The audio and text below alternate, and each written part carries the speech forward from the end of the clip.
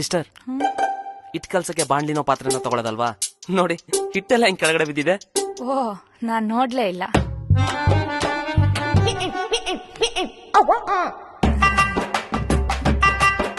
ಮಗ ತಗೊಳ ನೀರು. ಕೊಳಕ್ ನನ್ ಮಕ್ಕಳು.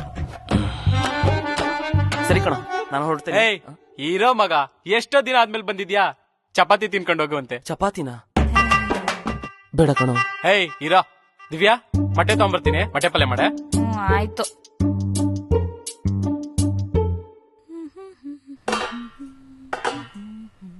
ಸಿಸ್ಟರ್, ತಟ್ಟೆಲ್ಲೇನೋ ಗಲೀಜಿದೆ, ಸ್ವಲ್ಪ ಒರೆಸ್ಕೊಡ್ತೀರಾ? ಒಳಗಡೆನೆ ಒರ್ಸ್ಕೊ ಬಂದಲ್ಲ. ಸ್ವಲ್ಪ.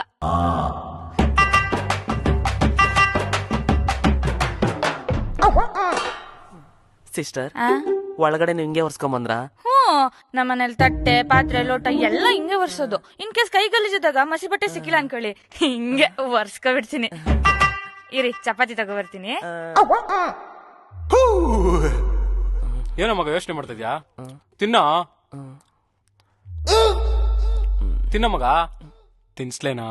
ಏಯ್ ಬೇಡ ಕಣೋ, ನಾನೇ ತಿಂತೀನಿ. ಏಯ್ ಮಗ, ಹಾಸ್ಟೆಲ್ ಇದ್ದಾಗ ನೀನ್ ನನಗ್ ತಿನ್ನಿಸ್ತಿದ್ದೆ, ನಾನ್ ನಿನಗ್ ತಿನ್ನಿಸ್ತಿದ್ದೆ. ಎಷ್ಟ್ ಬ್ಯೂಟಿಫುಲ್ ಆಗಿರೋದಿಲ್ಲ ಆ ಡೇಸ್ ಎಲ್ಲ. ಇವತ್ ನಾನ್ ನಿನಗ್ ತಿನ್ನಿಸ್ತೀನಿ. ಆ ಮೆಮೊರಿನ ಮತ್ತೆ ರೀಕ್ರಿಯೇಟ್ ಮಾಡೋಣ.